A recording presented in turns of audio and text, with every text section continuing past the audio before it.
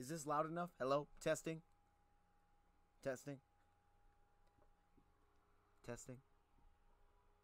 Is this loud? Hello? Blue. Blue strawberry. Blue strawberry. Blue strawberry. What is up, everybody? Welcome back to another video. In today's video, we are here with our initial reactions to the Detroit Lions' first win of the 2022 NFL season over the Washington Commanders, 36-27. And as Rad would put it, the Detroit Lions took command in this game, especially in the first half. So let's get it started. Fired up. It's made a great decision. Great teammates, coaches, and other people who want to be Super Bowl champions, and we're gonna do it this year. And we're going places because we want to go places. Touchdown, Detroit Lions!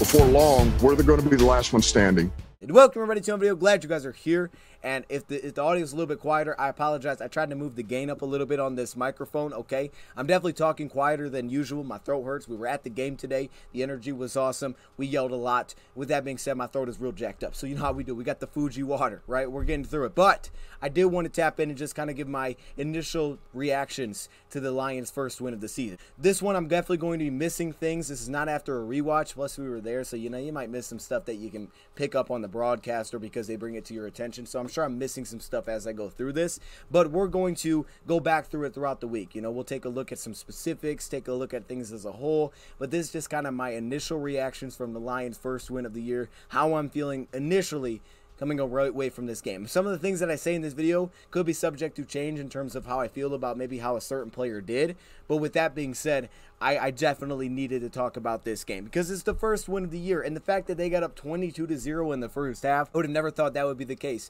Not really because what the offense did, which I thought the offense was good in the first half. They put up 20 points, but specifically the defense, okay? I mean, I would have never thought the Lions would do what they did defensively. The 3-and-outs after 3-and-outs, the safety, I mean, the intentional grounding. The Lions were outstanding in the first half defensively. It was incredible. I think Washington had like 27 total yards of offense in the first half, which is just insane. It was such a dominant first half. And I think this was a huge win for the Lions. I mean, when, of course, you look at the idea of, well, just getting your first win early is great. But also, even when you just look at how the schedule plays out, this win felt very important. You have Minnesota coming up. You know, this win felt very important that the Lions would get it now, especially when you look at where the rest of the division is at currently. I think Green Bay just won, so they're 1-1. Chicago's 1-1. Minnesota plays Philly tomorrow. I know it's super early, but this just felt like one that you really needed to get because next week is not going to be easy at all. And you were actually favored in this game. And the Lions took care of business, but they didn't just like sneak out with a win.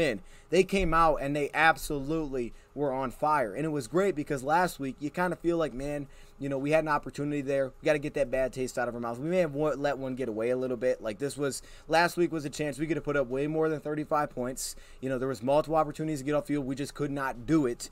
You know, we weren't as disciplined as we would have liked to have been. And to bounce back like this in the first half, specifically for the defense, who gave up, you know, 31 points last week in the way that they did, was absolutely incredible. And then, of course, in the second half, Washington started to score some points, which was kind of expected. I mean, I thought coming into this game that this would be pretty high scoring. I don't know if it hit like the over in terms of the over-unders, them scoring 27 points, us scoring 36. A couple of those late, the Lions were clearly playing some softer coverage. I'll look into that, but they seem to be.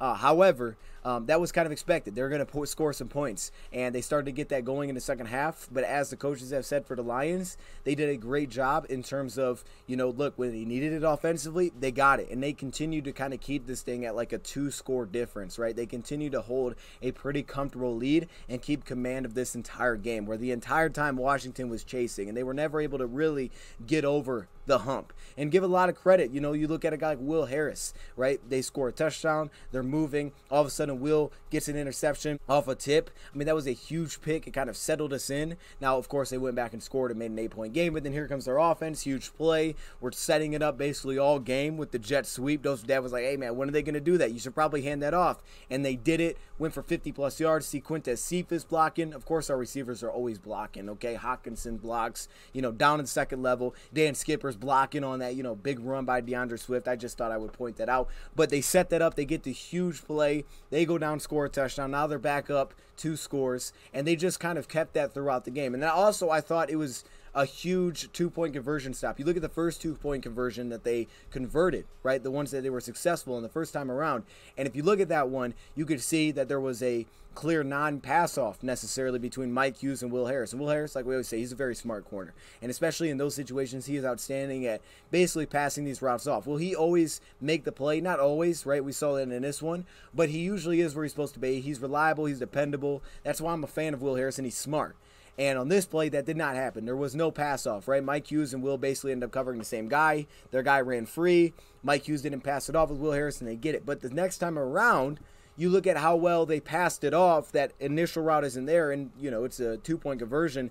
That takes away where you're looking to go with the football. So at that point, it turned into Carson Wentz just rolling out, throwing into the end zone, and Bobby Price comes up with a pick, which was great. By the way, they definitely missed the flag there. That was insane. But with that said, it was just great to see the Lions complement each other on both sides. And I will throw in a little bit of, not even a little, a lot of love to our special teams. I don't want to say it like that, like to sound like I'm diminishing it. It was outstanding. The way that our special teams played in this game. I mean, sure, they had, I think, like 1 good return in this game against us in terms of kick returns, but for the majority of the time, great kick coverage. Absolutely incredible kick coverage. Juju Hughes comes to mind. I think he had like 3 stops in kick coverage. Derek Barnes got in on one, I believe, as well. That was awesome. Jack Fox was kicking the heck out of the football. I mean, he was just bombing that thing. And the one punt that he had to the 6-yard line was outstanding. Also, give him credit for how he's doing with the holds, man. He was clean. Austin Seibert was perfect. Special teams was great. Justin Jackson returned 1 kick, took it over 30 yards. Looked like he didn't want to take it out, but then he did. Had a good kick return. Khalif Raymond had a monster punt return off of a safety, which you don't get a lot of those free kicks. He got the opportunity. You see him take it to our opponent's 30. Special teams was great in this game. I want to touch on a couple things that I was really pleased with initially, okay? And there's going to be things that I'm going to find later on. Just things that initially stand out to me that I was really pleased with in this game. First off, run defense. Now, if you look at the entire stats of this, I think they had 4.2 yards rushing per carry. And last week, they really struggled to rush the ball as a team. I think they only averaged 3 yards per carry. You could see some issues, specifically on the right side of the offensive line. I thought that they had, but they had issues.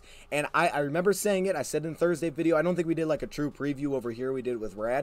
But it was definitely in my notes many times is like, look, the Lions defensive line should win this battle. They should absolutely win this battle. And you know what? To their credit, they absolutely did that. Antonio Gibson, who had 14 carries, ran for 28 yards. J.D. McKissick had 3 carries for 9 yards. Now, when you get down in that kind of hole, it limits your running ability. But those are their 2 top backs. Antonio Gibson getting a ball off the load, and he averaged 2 yards per carry. Can't ask for any more than that. And, of course, it's a completely different situation, discipline, things like that. I haven't seen all the plays. I know Michael Brockers had a nice one. Malcolm's all over the place. Aiden Hutchinson is setting the edge like a madman. You don't have a guy like Jalen Hurts, who's kind of like a second running back you got to worry about. It could be a little bit easier for your defense, right? You're kind of just focused on that guy. And the Lions' run defense was great throughout the game. There was a lot of 2nd and 9s. There was a lot of those kind of starts to drives where they weren't getting that push or like a big chunk play in the ground that set things up for them. They just didn't get that. The Lions really shut that down, and it was awesome to see that carry over from, of course, the hype we've had in the preseason, and you just see how, this front 7 really did in this game. And I think they won the matchup that they were supposed to win in this game. Truly, I thought on paper they were the better team in this matchup, and they did it. Now you flip it to the other side, the Lions, in terms of their trenches. This will be something I definitely have to watch back. But first off, Dan Skipper starting at left guard. Okay, I was like, hold up. I noticed it plays into the game, but I was like, wait a minute, is that 70? Why is Dan Skipper at guard, right? Because I think they announced that Forbes was going to start. I don't think he did. I think Skipper actually started this game. But for Dan Skipper to hold down the left guard position, and I'm going to have to rewatch, that's incredible, man. I mean, it really is. And it's awesome for him because, he's a big dude, first off. But secondly, he's always played tackle for us. He's been here for a while. And obviously we saw the emotion when it came to him not making the roster. And it seemed like Hank Fraley felt like, if they could keep 10, that would have been the 10th guy. And they weren't able to do it. So he got his opportunity. And he made the most of it. Yeah, nice freaking job.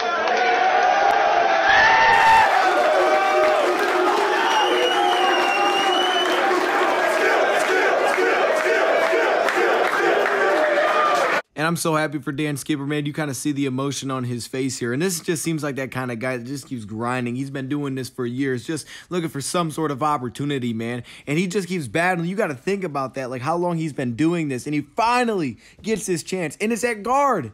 And he absolutely seemingly held his own against an outstanding defensive front. Of course, you had Logan at right guard, and you had a backup center in Evan Brown. And it wasn't perfect from guys like that, right? Some zone runs, you could see the penetration. It kind of shut things down.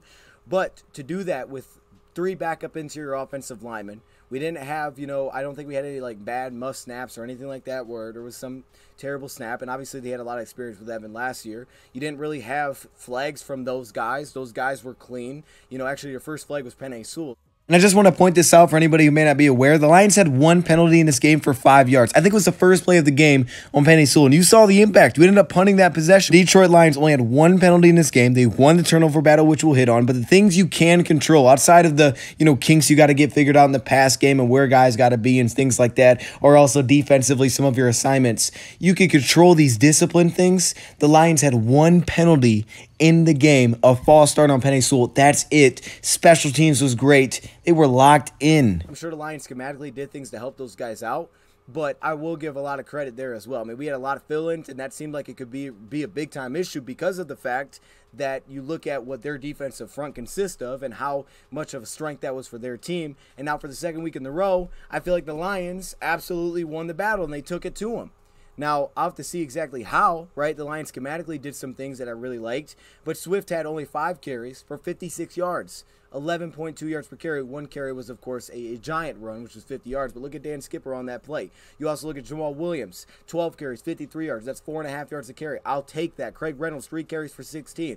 So that's really well done. As a team, we had 191 rushing yards, and you count those big plays, St. Brown, and also the DeAndre Swift one. St. Brown has to definitely be counted in that because we were setting that up, that jet sweep, over and over and over, and we finally hit it, and it worked. And we also did it on a 3rd down, which we didn't end up picking up the 4th down, which I still don't understand why we even decided to think to throw the football in that series. That just made no sense to me. But regardless, it was set up. The Lions utilized it. It's like they just held it for the perfect moment, which was the second half, and they're like, here we go, let's do it. And it was big time, and it was huge, and it was in a situation where it felt like Washington was starting to get some kind of momentum, and it felt honestly a little similar to last year's games against Cardinals. He had this lead against Arizona, and then all of a sudden they started to kind of work their way a little bit into it, and then here comes Amani with the pick off of the fumble. Huge. He kind of just like, nope, shut that down. This time you flip it, offense complements the defense, goes down, puts in a touchdown. We're going to put up points with how dynamic this offense is, the receivers that they have, Carson Wentz's ability, right? I mean, their pass protection is not terrible. They have weapons all over the place where you got guys active all the time, whether that's Antonio Gibson, whether that's Logan Thomas who had a touchdown. I mean, these guys, there's so many weapons for a defense to try to keep track of. To think that they would be shut down is insane.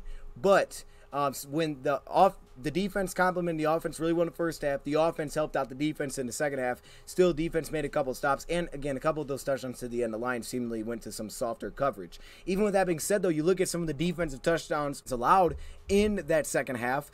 A lot of chunk plays, right? It wasn't like these long methodical drives where the Lions were getting pounded on or anything like that. We just talked about the run defense, but they were chunk plays. One of their touchdown drives was, of course, just set up by a bomb. They hit on Will Harris. I think it was Jahan Dotson for like 40 yards down the field. That happens. I mean, it wasn't like he was in a terrible position. I'd have to see the all-22, but you saw Tracy come down as Malcolm fell down, and he was one-on-one on an island out there, and he gave up a big reception, right? It happens. It's football. You're playing aggressive. It's going to happen. Move forward to another big drive that they had. I think this was like the 90-plus yard drive. You got a 35-yard shot play they hit on Mike Hughes, which, if you take a look at it, you see how like they're chipping Hutchinson or really trying to slow down that pass rush, and that's the thing. We saw that against Jacksonville last week. Carson Wentz started to get time in the pocket, started to find a rhythm.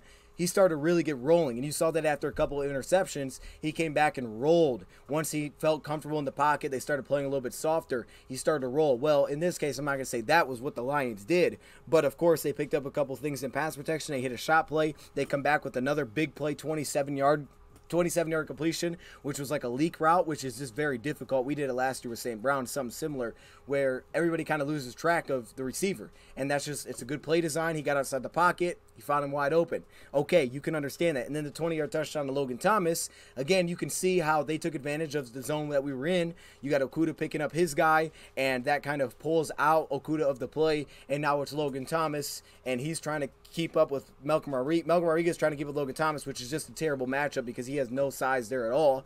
And he's in a trail position already. You don't really have help. I have to see it again. Like, Elliott was clearly upset.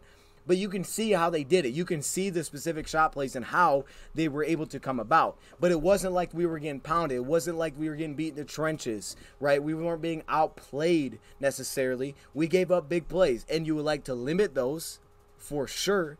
But again, that's football, man. It's about complementing. You know, I mean, this is a game. It's kind of like basketball in a way. It feels like it's a game of runs. Most games go like that. You got your run. We got a great run at the beginning. We built up a lead. Lines got a little bit softer. I thought it was really tough when they lost Okudah for that small stretch. I don't know for sure, but it seemed like they went like exclusively zone coverage when they lost Okudah. They were already playing soft coverage anyway, and I thought that was big, but once we got him back, that was huge as well. And I just like how Alex and Malcolm are just flying around. Alex looks like a completely different player in his defense. He really does. I love the way he's flying around. Speaking of defense, though, obviously, Aiden Hutchinson had 3 sacks. Which is, what the heck? Okay, look. Now, honestly, we can't say we're surprised. I'm not surprised, right? I got Hutchinson as Defense Player of the Year. I think he's just an incredible player, and he's going to put up monster numbers this year. So I'm not really surprised. And what you see, though, it seemed like not even all these sacks came like immediate wins. He had immediate wins that didn't turn into sacks. There was one towards the end of the game where Carson actually took off and scrambled and picked up positive yards. However, he had 3 sacks. And one thing that we know about Hutch, he's going to rack up sacks just because of his effort. And if you get other guys that get any kind of pressure, his effort can lead him into getting sacked. They also had a nice little stunt there that was clearly well done. He was completely unblocked. He was free inside. He already started over the guard. Unblocked, hits Carson Wentz. If we don't, Wentz will hang in there. He'll hang in there. He'll look for it. He'll try to put it up there, give his guys a chance. Aiden Hutchinson went crazy, and I'll have to watch the game over. But I can tell you just from what I remember, I mean, his run defense was on point. He's what we expected that he would be in this game and more. He was outstanding in this game, but of course, give credit to guys like Charles Harris, strip sack. You know, you got Julian getting in on a sack there. John Kaminsky's doing work, and he's able to give him a breather. So you just see those guys rotating all the time. The pass rush is legit, the Lions have, and it really complements well because Lions are able to stay aggressive. I think a guy like Mike Hughes, he didn't have his best day today, but you see guys like Bobby Price step in. So had an intentional grounding that was forced by the Lions' pressure, and also give some credit to the coverage in the back end as well. But I just thought his explosiveness off the line was very obvious early in this one. Like, he was just jumping off the line of scrimmage and timing some things up. Sometimes he didn't get there, and he was still exploding up the line. The ball comes out a little bit quicker. So Hutchinson was great. It was awesome, and I don't even know if people were saying stuff about Hutch. If people were, they just didn't watch the game. Another guy that was outstanding, of course, is St. Brown. He's breaking records, dude. St. Brown's out here breaking records. All right, first player in NFL history for 6 straight games to have 8 receptions and a touchdown in each game. I think that's probably going back. Yeah, that's going back to last year. St. Brown was awesome in this one as well. St. Brown is, as Goff put it, quarterback's best friend, right? He's where I need him to be. He's where I trust him to be, while at the same time he works back to the football. Obviously, he runs hard with the ball in his hands. He blocks, so everybody loves the guy because he's always blocking. He just plays with the right mentality, and he trusts that guy. I like with this offense, from what I've seen, Jared Goff has that control and that command over the offense at the line. You see all the adjustments and the audibles and everything that he does at the line of scrimmage based on what he's seeing. And sometimes it works, sometimes it doesn't. Getting us in the right play, the run play, all that stuff can go unnoticed, but you see it, right? And you see that command that he has been given when it's rolling down the end of the play clock and he's making adjustments and moving guys around. It's awesome to see that because this is the first time that Goff has really done that in his career. And this is where he's going to take that mental jump, which is where he needs to take that jump and that command. He's taking that right now, and you're seeing that play out in front of you. It's not perfect, but you're seeing that, and you have to put that on his plate for him to grow and potentially become that guy that you hope that he can be as your franchise guy. And he's doing that right now, and it's awesome to just see that kind of command. And it doesn't always work, right? It doesn't always, but that's football. Do you make bad throws? Yes. He missed throws. You missed Chark deep. We also had a drop, which was an obvious first down before that, to DeAndre Swift. Then you came back to Hutchinson, and Hutchinson, can't say who this was on, but obviously Goff threw it to the hash. Hawk started to move off it when he threw it. You talk about landmarks all the time. So there's things like that, of course, that play into it. But at the same time, he missed a throw deep. He's going to miss throws. It is what it is. But I just love the command because that's something that we can, I think that's got more consistency kind of latched onto it that you can count on, is that's going to be there, right? It's going to be there if he understands what he's seeing and he's taking command of this offense and getting us in the right run play and all of those types of things. Sometimes it doesn't work. He did a run play, only got like a yard one time. We had a flag and we ended up having to kick a field goal. We made the field goal, which was great on a third down. But we also saw last week he had audible to a third down to a run on third and long, and we picked it up. The seam play that he had to Brock Wright, it looked like in a cover 3, right in the hole of that type of coverage, was money. It's just great to see that, right? So it's not all perfect. I don't expect it to be, but I think what's great is you're seeing that there is the attempt of growth there, and it's not just, well, it is what it is, you're seeing it. So that's where I talk about when I always said in this offseason, well, I don't think he's hit his ceiling yet because he hasn't had the opportunity to be in this situation and do these things, and now he's getting that, right? He obviously had the hot read to DeAndre Swift. Not the best throw, but he gave him a chance. Swift went crazy, and by the way, it was awesome to see Swift play because I know he didn't play a ton, but it was great because obviously they've challenged him. Hey, play when you're hurt, right? If you can play, play. And I think that was cool because I don't know if Swift was at 100%. I can't say he looked like he was at 100%. But to just see him out there and compete and battle and just fight for his guys, even if that's in a smaller sample size, one, it's always a threat when he's on the field. And I think it means a lot to everybody. I think it really does. And it's awesome to see that from Swift because he is balling right now. Anytime he touches the football, he is just making giant plays. Pass game, run game. Like, he is on fire right now. So the more we see him, just have him out there, it's just such a big threat defensively. It is such a big threat. Dude, love that Will Harris got his first pick. I mean, I was so happy for the dude. Oh, I was so pumped. And it was huge for us, but I was so happy for Will Harris to get his first interception. Jeff Okudah, I mean, I'll have to watch it back for guys like that. I think he gave up some more receptions in this game, but of course, you get to see the impact of Jeff Okudah. And he's figured out, man, he's getting it. He's learning, and I think it does adjust things in terms of what Aaron Glenn calls when he's not on there versus when he's on there. And again, to see him come back was great. He had cramps. He came back on the field, which was awesome. Considering we didn't have Amani in this game, our number 2, even with Amani, I would have said they were getting up a lot of points in this one probably. I predicted 30-28.